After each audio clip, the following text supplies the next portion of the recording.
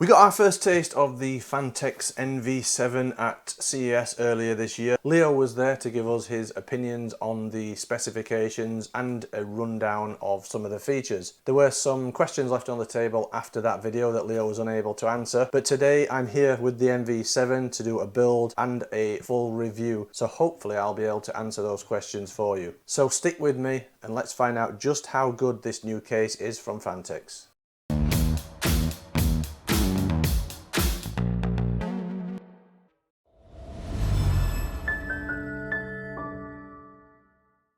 Iron Wolf Pro. Tough, ready, scalable. So the Phantek's NV7 is available to purchase now. In the UK you'll be able to pick it up from Overclockers. It's priced just under £200. I think the official price is £199.90. In the US it's $220 or thereabouts. It is available in two different versions, so you can get it in this all black version or there is an alternative white version. Both of those you could see on the video from CES. You get a few accessories included with the case, so there's a GPU support bracket, some airflow blanking plate, so if there's any space in the case where you've not got a fan and you want to blank off the vents, those two blanking plates are there. There's also a few zip ties for tidying up cable management, a motherboard RGB cable, and then the usual Phantek's box of assorted screws. Both on the front and the side panels you get tempered glass on the NV7, and it has an almost seamless joint on this edge here. The rest of the case structure is made up from steel and it's really sturdy, up to 1.5 millimeters thick. The top panel has ultrafine mesh, so does the side mount for the fans, and also on the rear of the case. We'll have a look at those a bit closer in a bit. You'll notice the airflow isn't coming in from the front on the NV7, it's more from this side and from the case floor. You'll notice there's an interesting kind of wedge shaped design on the front there, which creates more airflow from one side. So at this side of the case you've got about 65 millimeters of ground clearance, so good airflow in there, and then that diminishes down to the other side to about 20 millimeters in total. Another interesting feature of the NV7 is the front I/O. So you can see on here there's two USB type A ports, a USB-C port and a 3.5mm audio jack. This front I/O is actually detachable, so you can have it either at the front down here or at the back, so maybe you want more connectivity at the back, move it to the back. The case also has plenty of internal cable management and also external cable management features around the back, which again we'll take a look at in a bit. It also has a second generation DRGB controller with two channels which can be controlled individually. At the bottom it has a fan mount which can be kind of rotated, so it can either be at an angle or it can be pointing straight up for direct airflow to the graphics card. So let's take a closer look at the case and how we get all the panels off and start the build inside this case. So first thing to do is open the rear door, and then there's two thumb screws at the back. Just undo those, and then this top panel eventually will slide off. So it just pulls to the back and then slides off, and you can see there's a big ultrafine mesh vent in there. No additional dust filter, so that does the dust filtration and the airflow. And then next you can remove this glass side panel, so there's two more thumb screws holding that on. That slides backwards and then lifts out, and you can see there is a tint on that side panel. It's quite a heavy tint, but you can still see through and into the system pretty easily. And then we can also lift off the back door as well, so that again lifts off, and you can see again ultrafine mesh on there. This back door here, it acts as obviously a panel for airflow that's nicely vented, and also it covers up all the back of the case so you don't see any of the untidy cables and everything like that. And then the front glass, that also removes, so there's a couple of screws that you need to take out for that. So just one screw at the top, another screw at the bottom, and then that slides out, and again it has the same level of tint as the front panel. You can see once you get those glass panels off, it's really open. Plenty of room inside the system to work. Up at the top here, this is one of the comments we had on the original video from CES about this space in top of the case here. This is the power supply shroud, so behind that you install the power supply. There is going to be a lot of space between the roof of the case and the motherboard because the motherboard sits down in this compartment here. That was one of the questions of how you would fill that space. Well, it's going to be tricky, obviously, because there is going to be a lot of space needed, obviously, for the power supply to install behind there. But I've thought of a couple of ideas. Obviously, one is to run push-pull configuration on your fans, so that may cover almost half of that space, especially if you're using a big radiator and you're doing custom cooling, using a thick radiator with fans on both sides. That will cover plenty of that space. Another idea I've had for this as well is to install a LCD panel on here, so one of those hardware monitor panels. That to me seems like a really good spot for that, so that would be another option for trying to fill that space. You can see the frame, even with all the panels removed, it is still really quite sturdy. Even this top corner with no support at all, it is really sturdy. It feels really well built, this case. As I say, it's made from up to 1.5mm thick steel, so it's a really sturdy thing. It's quite big as well. The footprint of the case is probably similar to most full tower ATX, because this is a full tower ATX, it's not a mid tower. Footprint is about the same as any other, but it is quite tall. Maybe not so much of an issue for some people, but in this day and age, a lot of people are looking at more compact systems. This is quite large, so just have to bear that in mind if you are looking at this case, that you're going to need some space to house it. Sat on top of a desk, it might be a bit too imposing, but it is really sturdy and really well built. You definitely can't argue with the build quality at all. The rear panel is just held in place with one screw at the top there, so it's removed that screw, and then this panel pulls upwards and then that's removed. That's just a plain steel side panel. There's no sound dampening material, but there is a mesh up here which will be for the power supply fan. Onto cooling options, which you have lots in this case. There's loads of places for radiators and fans. We'll start off at the top. So in this top panel, you can fit up to 320mm fans or up to a 360mm radiator. It doesn't cater for 140mm fans up here, so you can only install multiples of 120, so a 120 radiator, 240, 360. And then this side radiator or fan mount, again, it's held in place with a single thumb screw at the top. I've already removed that, and then it just pulls forward and pops out. Nice and easy to use. You can install all your fans and radiators to this and then pop it back in place. This again works in multiples of 120mm, so you can fit on here up to 420mm fans or up to a 360mm radiator. No 140s can fit on here, so it's either 360 or 240 radiator on there. And then at the bottom of the case, so another thumb screw at the back there to remove. And there's another fan or radiator mount. You just slide it forwards and then that comes out. On here you can install 140mm fans, so you can either have 3 140s, 3 120s, or up to a 360mm radiator, or you could fit a 280 or a 240 on there as well. There's two ways round that you can install this.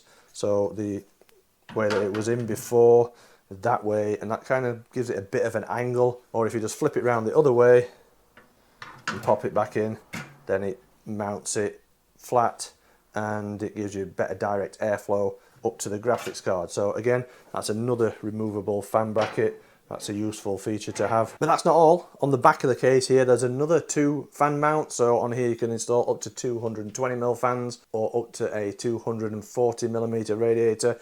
It'll also be a good spot maybe for installing a 240mm flat reservoir or something to that effect. Also, the mesh on here can be removed. So again, a screw holds this in place and this mesh panel comes out, so you can remove that for installing the fans, put it back in place, or leave it off if you want. It's up to you what you do with that. There's also some other removable bits. So this RGB light bar piece that comes out, and that gives you better access up at the top here to get to the EPS and fan cables and things like that. There's also another screw at the back. It's a bit awkward, this thumb screw to get to. It's easier to do with a screwdriver. So take that out, and then this just pushes down and pulls out. This is another RGB light bar, but it also, acts as kind of a cover for cable management as well. If you're using a standard ATX motherboard, it goes this way round, but if you want to install eATX, you can flip it round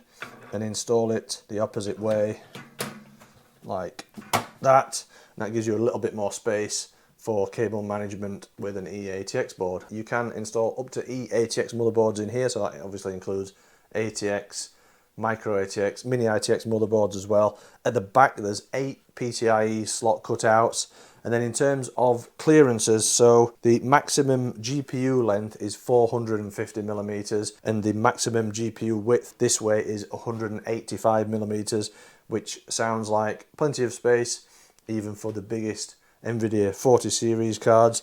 And then maximum CPU cooler height is 185 millimeters, so tall air coolers can be installed in here, no problem. And then around the back of the system, the maximum power supply length is 225 millimeters. So there's plenty of space inside here, and once you've got all the panels off, it looks like it's really easy to build in here with all this space you've got available. The removable fan brackets, all those little features look like it's going to make this a very easy case to build in. I can imagine there's going to be some high-end custom water-cooled systems that are going to look amazing in this case. So if we just flip it round and have a look at what's going on at the back of the case. So you've got this door that goes on the back, and that covers up all the back of the case. I mean, technically, if you wanted to, you could spin this case round and have this as the front panel if you wanted to look at some mesh. I don't think you will with the tempered glass on the front, but technically you could. And then down here is where the I/O, the front I/O, can be moved to, so you can move it from the front round to the back here. You can see it's a full mesh panel up there,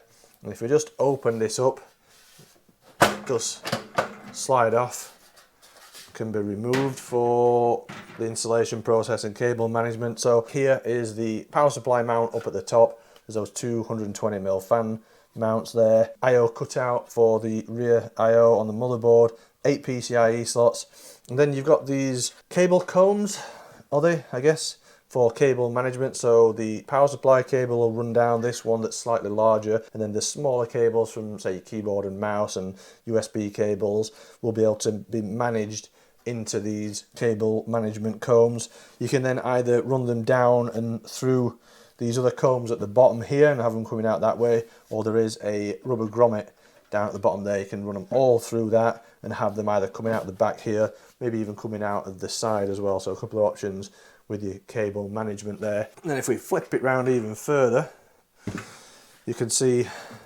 round the back again we've got some more features. The power supply shroud, as I said, this accepts up to power supplies 225 millimeters long. I've got a Seasonic Prime TX 1600 watt power supply here. This is about 210 millimeters long. You can see that fits in there, and you've still got plenty of space to spare there to plug cables in and be able to manage them down this central cable channel. So no worries installing a big powerful power supply in the NV7 compartment there. You can see we've got some cable management features here. So there's some tie down points and a central channel for cable management. There's a couple more panels that can be opened up at the back here. One at the top, so just take the thumb screw out and that can be opened up. You can install a couple of 2.5-inch SSDs on there. There's a screw at the top here. Just take that screw out and that panel can be removed. That's also got some cable management tie downs on there. You can get into access to the back of the motherboard there, so installing the backplate for CPU cooler and whatever, you can do that in position. Then there's another one here, another panel that opens up and comes out again. More space for installing 2.5-inch SSDs and 3.5-inch drives on there. There's actually another panel on this panel as well that is removable, so you can take that off. You can install a couple of 2.5-inch SSDs there, or you can install two 3.5-inch hard drives to this panel. Also around the back you can see there's this big ultrafine mesh vent. Again, this doesn't have a dust filter on, but it is ultrafine mesh, so it should give you a certain level of dust filtration and good airflow. Second generation Phanteks DRGB controller. This has two RGB channels. These can be controlled separately with some buttons up on the top of the case up here. There's also several cable management cutouts around here. So you've got a couple up at the top for the EPS and your CPU fan cables.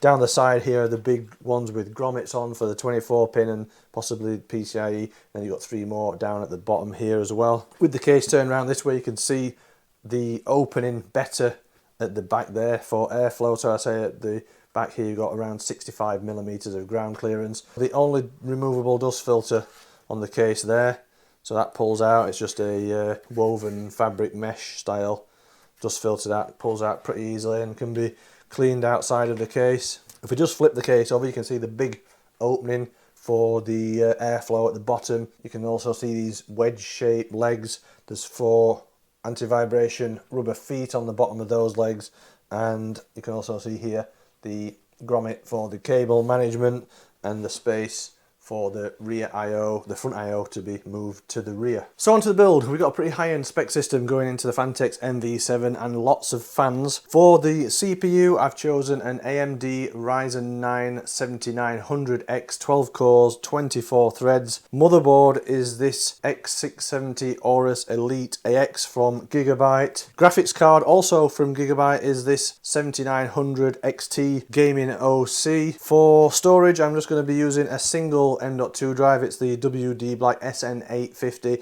This is a 2TB PCIe Gen 4 M.2 NVMe drive. For memory, I'm going to be using 2 kits of this Kingston Fury Beast, so 64GB in total. These are 2 32GB kits. DDR5 6000 mega transfers a second using the AMD Expo profile. Powering the system will be the Seasonic Prime TX 1600, so this is a 80 plus titanium rated, fully modular 1600 watt power supply. Maybe a little bit overkill for the system, but I don't care. Fans in the system, so I'm going to be using a combination of these M25 120s, which will replace the standard fans on the Phantek's Glacier 1360 all-in-one CPU cooler. Some other 120s will be used as case fans as well, and I've also got a few of the M25 140s that I will be installing in the bottom of the case. So that's all the hardware. Let's see how we can get it all inside and see what the finished build looks like.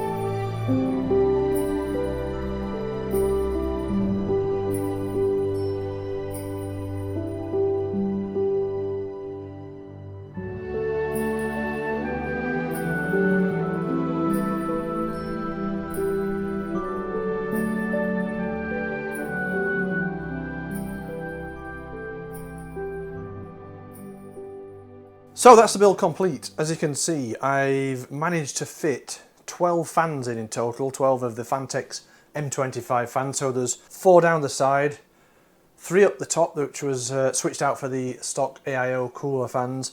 There's 3 140s at the bottom, and then 2 120s at the rear. The bottom 140s are intake fans, so they're drawing cold air from the bottom. The 4 120s at the side, they're exhaust fans, so blowing out from the side. The AIO is installed up at the top with the fans blowing out, again as an exhaust. And then the 2 at the rear, they're also exhaust fans. The AIO, originally I had the tubes at the back of the system. I didn't think that looked very good, so I swapped that round and I think they look better coming from that side. Building experience as a whole, it's pretty simple. You do have to, because of the slightly different airflow direction and the orientation with the power supply at the top and what have you, you do have to probably think a little bit more than you would do normally when you're building in a standard ATX case if you're an experienced builder. But it's not too much more difficult building in this compared to a standard ATX case. As I say, you just have to think about where you're routing cables and think more about the direction of airflow and things like that. But as I say, it's pretty easy to build in, but it is slightly more challenging compared to a standard ATX case. There's only 1 or 2 minor things to mention. One of those is the cable management at the back. As you saw probably on the build video, I ran some of the cables down the cable combs, and then through those cable comb things at the bottom, I actually swapped the VGA cable and ran it through the grommet rather than out of the cable comb at the bottom, because the cable, it's got quite a soft sheathing, and I noticed that when you pushed it into those combs, it actually digs into the sheathing a bit, and it did cause a little bit of damage on the sheathing of the HDMI cable. So I thought it's best, if you've got a cable that has got softer sheathing on, run it through that grommet. It seems to be a safer way to run it. The only other issue really with the case was the bottom fan mounting. So in the review guide that comes with the NV7, it says you can install 3 140mm fans on the bracket on the floor. I started doing that, and then I realised that the screw holes just didn't line up. no matter which way you push the fans or if you open the gap up in them, a couple of the screw holes were out of line. So what I ended up doing was taking the angle grinder to the bracket and just elongating the holes. In fact, it ended up turning out so that the 140 screw holes were just two continuous elongated holes, and that worked. Now, I've been in touch with Phantek's about the issue, explained it to them, and it is a known issue with some of the early batch of the NV7 cases. Apparently there was some issue with the tooling. The mounting bracket was made incorrectly with the tooling. If any of the early batch of cases do go to customers and they find that they have this problem, Phantek's has said they will replace the part, so they will send out a replacement floor fan bracket which will resolve the problem. So it's a pretty easy build experience. I think it looks really smart when you've got everything in and you've got plenty of fans in this case. I think it is important to have plenty of fans in this case, and it gives it this kind of picture frame effect. This is what Phantek say in the review guide, and I kind of get that. It does give it like a border around the system with fans. RGB lighting looks good. The controller on the top of the case, or that's built into the case, works well. Currently I have the RGB set up on 2 channels, so the 2 lines of RGB that go around the motherboard, they're set on channel A, and then all the fans are set to channel B, and you can control those separately. So there's just buttons on the top. There's a channel button so you can switch between A and B channel, and then you can just use the mode button to cycle through the different RGB modes, and then you can switch using the channel button to channel B and do the same, so you can switch between all the different kind of rainbow effects or solid colours or pulsing effects, or set it up basically however you prefer on those 2 different channels. Onto thermals and noise. So as always with case reviews, I've done my usual combined Cinebench R23 and 3D Mark TimeSpy extreme stress tests, running both of those simultaneously in a loop for 30 minutes. Package power of the 7900X under load is around about 180 watts. CPU cooler fan and the case fans are all set to the silent profile in the motherboard BIOS. You can see with the case in its default configuration, the average CPU delta temperature was about 70 degrees C, which translates approximately to 90 degrees C actual component temperature. If you look at Luke's review of the 7900X, you'll see that 90 degrees C is pretty normal for this CPU. Removing case panels, so removing the glass sides or removing the mesh panels, had barely any effect on the thermals of either the CPU or the GPU. So you can pretty much safely say that in its default configuration, airflow is pretty good in this case. It's doing a good job at cooling both the CPU and the GPU. Removing panels, opening the chassis up, doesn't have much effect on temperatures at all. And it's pretty much the same story when it comes to the noise level. So under load with the case in its default configuration, noise output was 54 decibels. Removing panels again had very little effect on the noise levels, increasing by 1 or 2 decibels at most. So thermals seem to work well in this case. Airflow is good coming in from the bottom. You've got plenty of airflow. We've got plenty of fans in this case as well, maybe with less fans. That might change slightly, but it's doing a good job, this NV7, at keeping components cool and also keeping the noise to a reasonable level. So overall, it's a decent case. It's something new from Phantek's. It's different to anything else we've seen from Phantek's before. So it's kind of their first attempt at this different airflow configuration. The almost seamless joint in the glass looks very nice. It looks like it's built well. You can feel the case is really sturdy. It's probably one of the strongest feeling cases. When you get all the panels removed, it still feels really solid. You don't get any fans with it, which is a bit of a disappointment, but I think that is reflected in the price. It is a very big case, full ATX size, £200 probably in this market is about right for this size case with these features, such as the rear cable management that's hidden. It's all right, it seems to work. It does tidy up the back of the system. I'm not sure it's 100% necessary for everyone, but if you have got the case up on a desk or something like that on show, it does neaten it up round the back. Building a system inside it isn't really any more difficult than in a standard ATX case. It will support all current generation hardware. I've seen a few cases recently that are struggling with the width for larger NVIDIA 40 series cards. You won't have that problem in this case. It's both wide enough, tall enough and long enough to fit in anything you want. Going back to one of the original questions at the start of this video, up at the top of the case it is quite open. There is quite a lot of space to fill. I don't think it looks too bad with just the AIO and a single set of fans fitted as it is, but it is quite sparse looking up there. Maybe, as I said previously, if you've got an LCD screen, you can put that on there. But I think this case as well will be great for custom cooling, especially up at the top there. You'll be able to fit a really thick radiator with push-pull fans, and that will fill out that space. So there are options to fill out that space, but in a standard system like this, it is quite open, but I don't think it looks bad.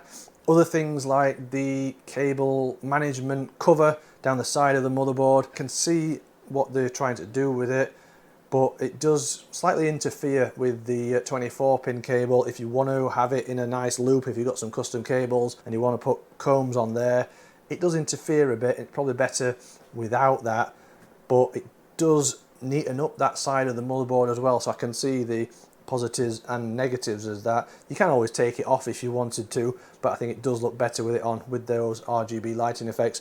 The only other thing that I couldn't install was the GPU bracket. It actually interfered a little bit with one of the fans on the graphics card, but maybe that's just maybe a compatibility issue between the thing and the graphics card. But overall, it's a really nice case. I love how it looks when you've got loads of fans in it. All the tempered glass on the front and the side gives you a great view into the case. Airflow seems good, temperatures were perfectly normal, and it probably is priced just about right, around £200. I'd like to have seen some fans maybe thrown in for that price, but overall it's a pretty good case, and it's something that I'd be thinking about using on high-end builds in the future. So thanks for watching this review of the Phanteks NV7. Let us know what you think of this case in the comment section. Is this something that you'd buy for one of your builds in the future? If you've enjoyed watching this video, don't forget to give us a thumbs up. If you're not already subscribed to the channel, make sure you do that now. If you enjoy what we do here at Kit Guru and you want to help support us, you could always head over to the store and pick up some merch, or you could even subscribe to our Patreon. And as always, if you want to catch up on all the in-depth technical reviews, head over to the website.